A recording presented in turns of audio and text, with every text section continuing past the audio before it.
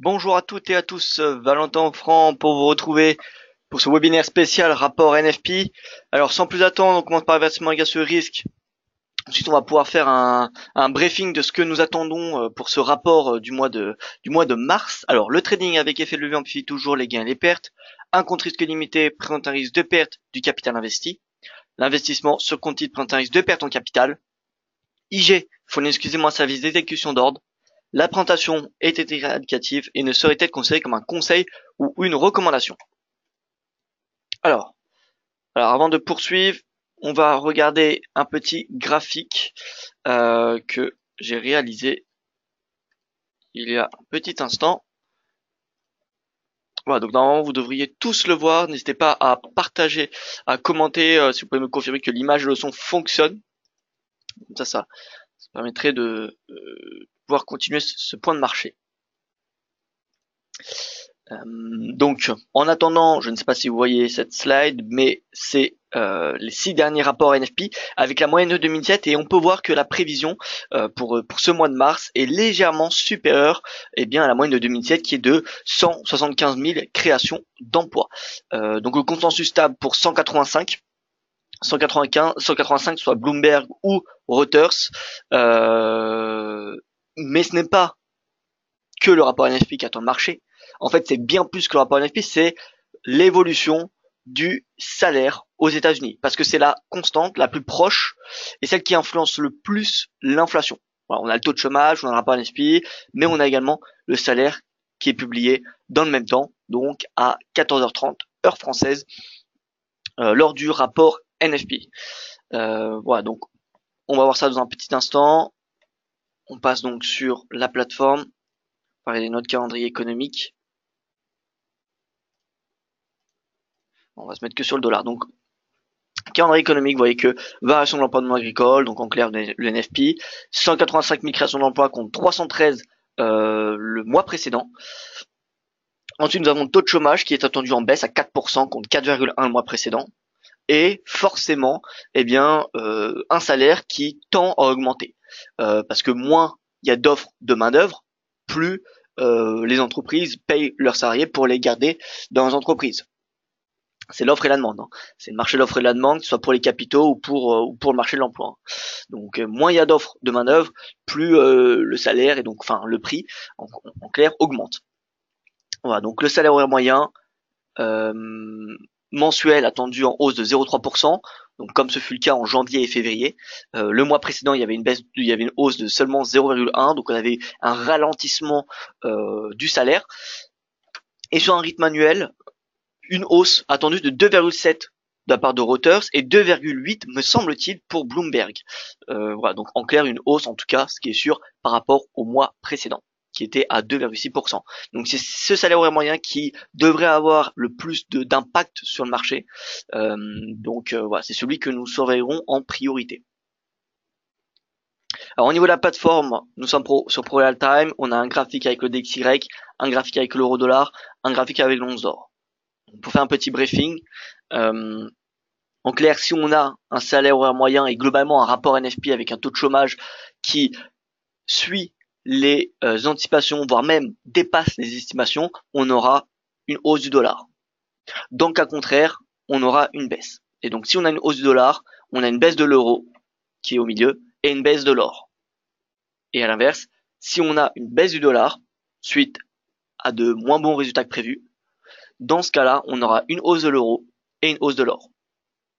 Et le DXY, aujourd'hui, avec ce rapport NFP, va donner un signal, que ce soit haussier ou baissier. Mais en tout cas, regardez là, il est à 90 pile.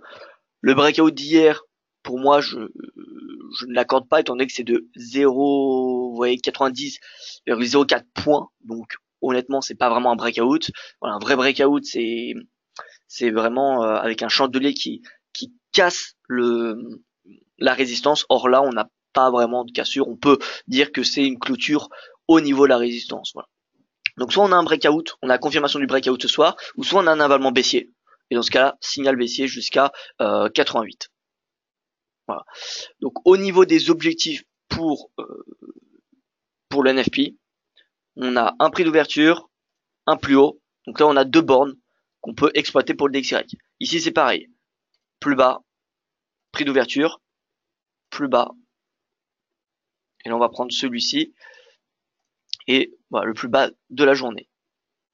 On peut se mettre, dorénavant, on va se mettre en 1 minute. Vous voyez que le marché commence à réagir. Donc, il paye de l'euro, il paye du gold, c'est-à-dire qu'il vend du dollar.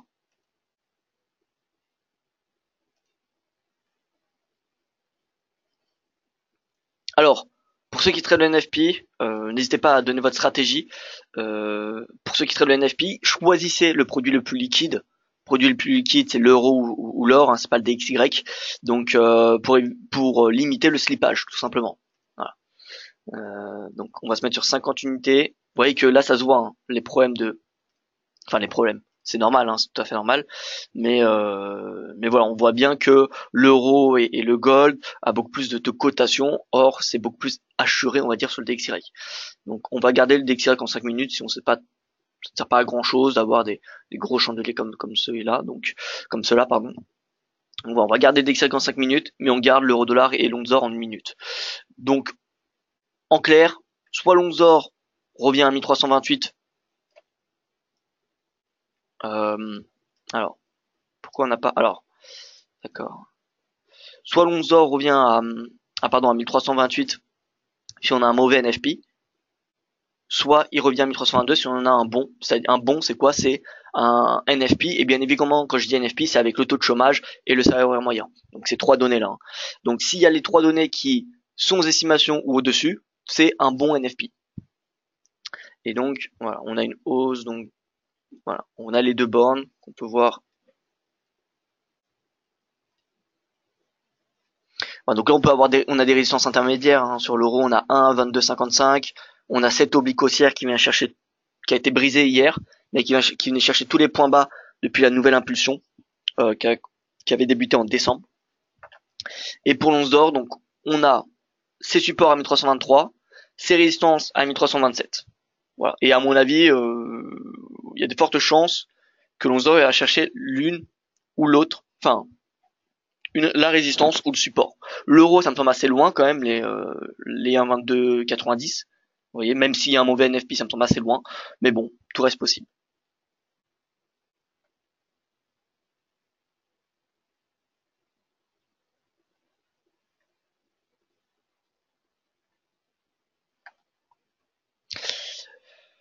Donc voilà, n'hésitez pas à commenter, à poser vos questions, si vous avez des actifs sur lesquels vous voulez que j'analyse, hein, tant qu'on y est. C'est le dernier webinaire de la semaine, donc voilà. Si vous me posez des questions, par exemple sur le dollar canadien, j'y répondrai bien évidemment à la fin du webinaire, parce qu'on va se focaliser sur le NFP. Mais voilà, je suis ouvert à n'importe quelle analyse.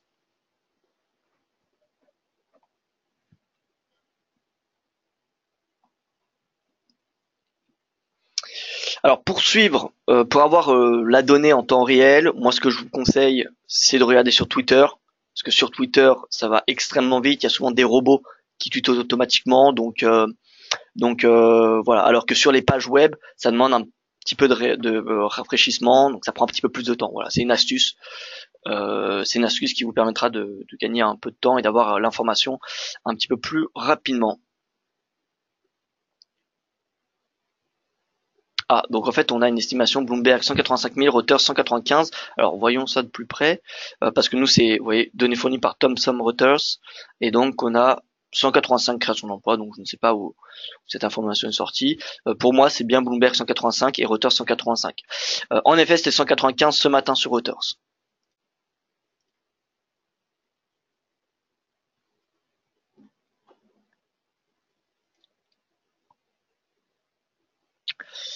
Voilà, donc nous allons patienter sagement la publication du salaire. Donc je vous rappelle, hein, pour ceux qui viennent de nous rejoindre, le salaire est très important parce que c'est la constante qui a le plus d'influence sur l'inflation. Alors quel est le lien entre salaire et inflation? Eh bien, déjà il faut savoir comment est provoquée l'inflation. L'inflation, c'est simplement une demande qui dépasse l'offre. Dès que la demande croît de façon plus rapide que l'offre, on a une inflation qui se crée. D'accord? Et donc la demande, elle croît quand la consommation, elle croît. Et la consommation, elle croît dès lors qu'on a une hausse du salaire. Si on donne un plus gros salaire, il y a plus de consommation. Et ensuite, ça prend un peu plus de temps pour que les industriels adaptent leur offre, leur nombre d'offres à la demande. Donc voilà, c'est ce petit délai qui crée l'inflation. Donc voilà, c'est bien la différence entre la demande et l'offre, enfin la consommation et l'offre disponible qui crée l'inflation. Donc si vous augmentez le salaire, eh bien on a une hausse de l'inflation. Alors que si on baisse le chômage, pas parce que le chômage baisse qu'on va avoir une hausse des salaires. Voilà. C'est pas tout le temps le cas en tout cas. C'est généralement le cas, mais ce n'est pas tout le temps. C'est pour ça que le salaire, c'est le plus important par rapport à ces trois données.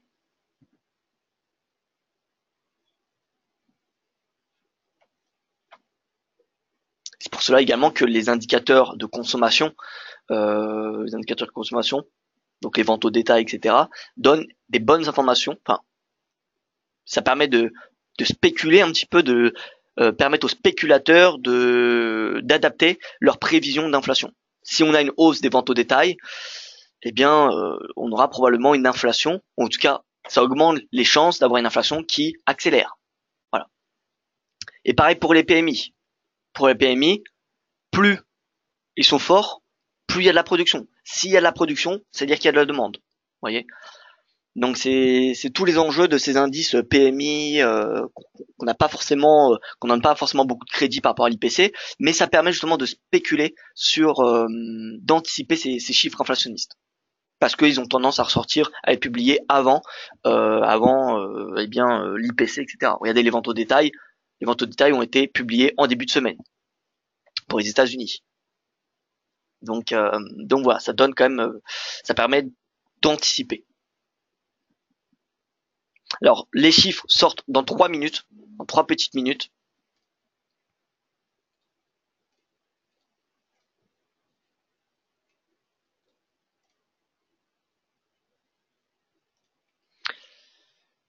Voilà, donc on va attendre. À noter qu'il y a un discours de Jérôme Powell ce soir à 19h30. Alors, c'est marqué fort.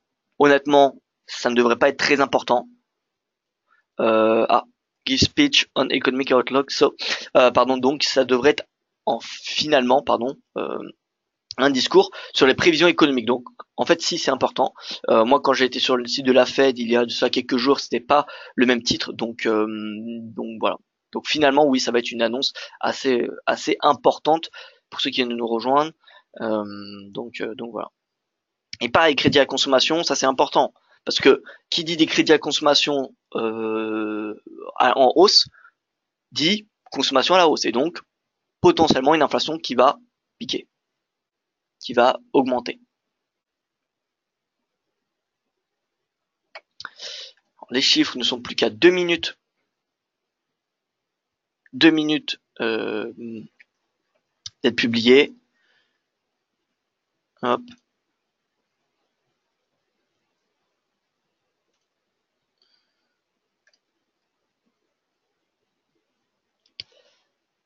Voilà, donc ce que vous pouvez faire également, c'est mettre un hashtag NFP, par exemple. Mais bon, si vous êtes abonné à 10 000 personnes, ça vous n'allez pas forcément voir, les tweets. Mais voilà, si vous mettez un hashtag NFP, ça permet de filtrer, vous voyez déjà.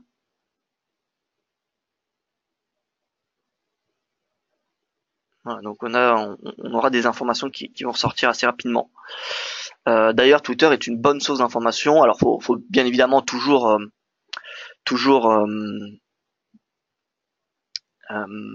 vérifier ce qui est écrit sur Twitter, mais voilà, ça permet d'avoir des premières sources d'informations, pas forcément tout le temps très fiables. C'est pour ça que quand il y a une nouvelle information, c'est important d'aller regarder chez les médias écoutez, officieux. Alors, il y a nos compatriotes d'IG qui sont en live, ils sont pas très loin d'où je suis assis. Voilà. Donc eux aussi ils font un live spécial NFP.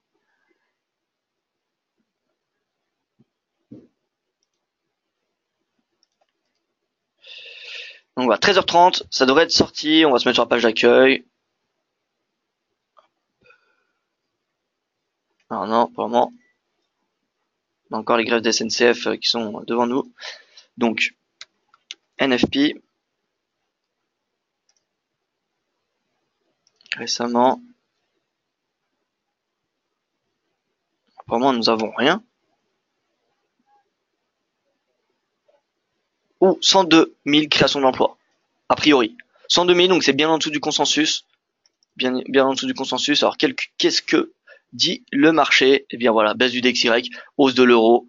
Hausse de l'euro, donc première résistance de l'euro aux alentours des 1,22,6 et ensuite 1,22,8. Ouais, le gold, voilà. Vous voyez le gold c'est un rallye haussier sur le gold en 1 minute. Bon, attention, hein, parce que les premiers mouvements du NFP sont pas tout le temps les plus fiables. On peut très bien avoir un renversement. Ça peut partir à la hausse, puis repartir à la baisse, retracer l'intégralité de ce chandelier. Donc voilà, prudence. Même ceux de Bink sont en live. Très bien. Je ne savais pas du tout. Tout le monde est en live a priori. Donc on va vérifier ces chiffres. 102 000 créations d'emplois. 102 000 créations d'emplois. Taux de chômage à 4,1%. C'est pas bon. C'est pas vraiment bon. Hein. Et salaire horaire moyen. Donc le salaire horaire moyen. On va se mettre sur le calendrier. Éco. Salaire horaire moyen. Alors il n'est pas encore affiché. Vous voyez, ça prend un peu de temps.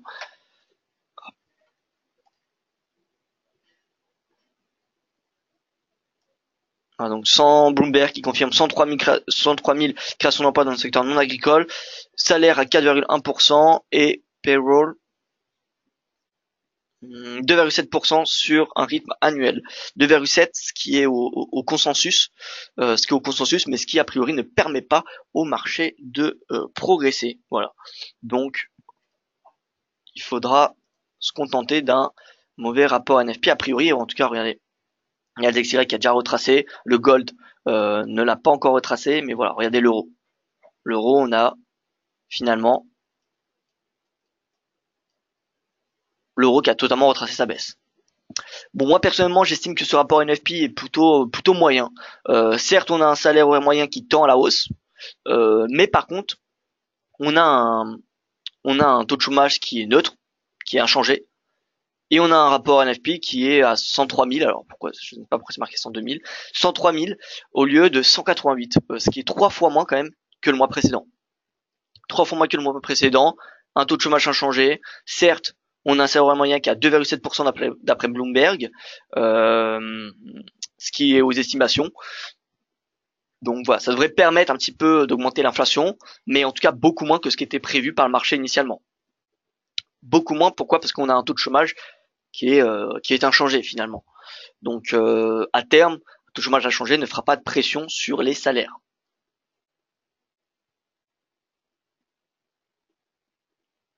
Donc voilà, ça va être une légère hausse. Ça va être quand même, je pense, plutôt haussier pour le DXY. Maintenant, attention, hein, c'est vraiment, ça dépend de comment le marché réagit. Mais voilà, la réaction devrait, je pense, hein, plutôt être haussière, euh, sur le DXY, parce qu'on a quand même un salaire qui a augmenté. Les salaires, c'est la constante qui est quand même, je pense, la plus importante. Vous voyez, le salaire moyen 2,7%.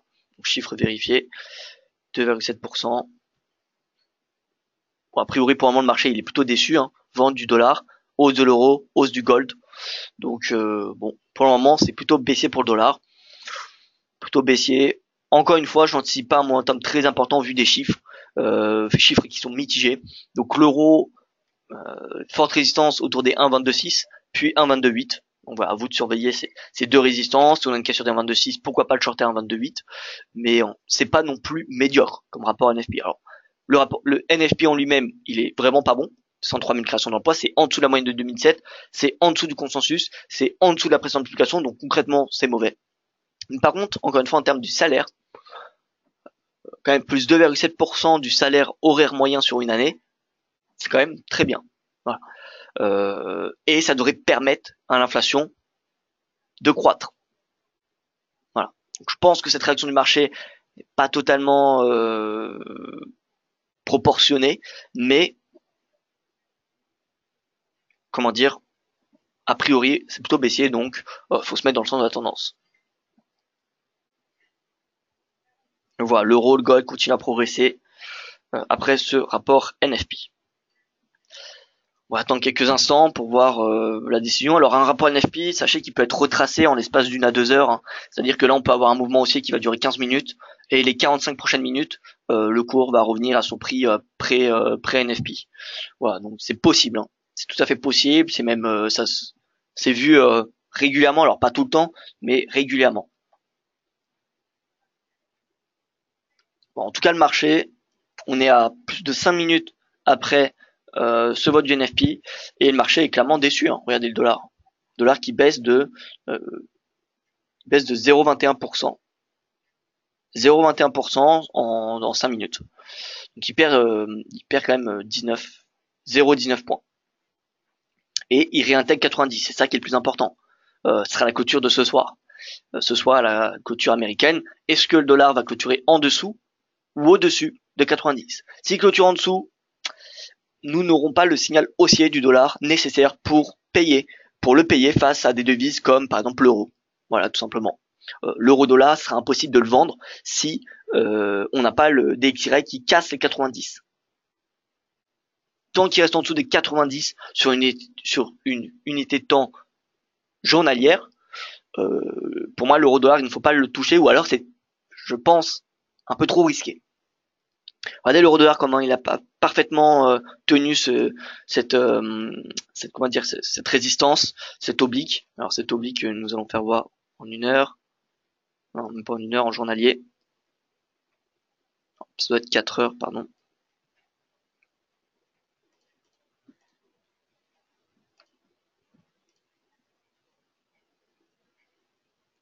Voilà, donc, c'est ni plus ni moins que l'oblique qui vient chercher tous les points bas, pardon, depuis le mois de décembre, qui est plus précise que la ligne bleue. La ligne bleue a été réalisée sur le graphique journalier. Et la ligne verte sur le graphique 4 heures. Donc voilà, la ligne verte est un petit peu plus précise. Voilà, il y a eu une très belle zone de résistance, donc voilà, ça se short. Vous voyez que l'euro retrace déjà sa hausse. Finalement, je pense qu'on va avoir un rapport NFP qui va rapidement être corrigé, pardon. Avec le dollar se reprend. Donc ouais, c'est pas forcément le premier mouvement qui est le plus important, qui est le plus fiable.